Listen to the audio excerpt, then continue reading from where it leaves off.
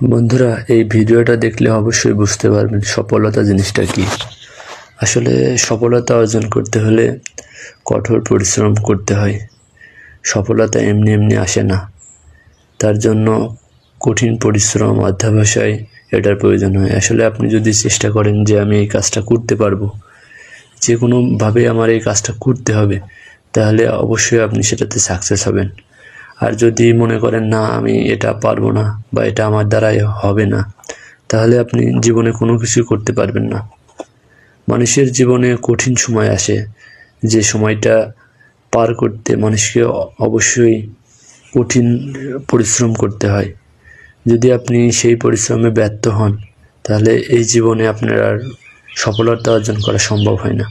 তাই একবার না পারিলে শতবার চেষ্টা করতে হয়, তাহলে আপনি সফলতার সোপান পার করতে পারবেন। আর এটাই হচ্ছে বাস্তব। যদি ভিডিওটা ভালো লাগে একটু শেয়ার করে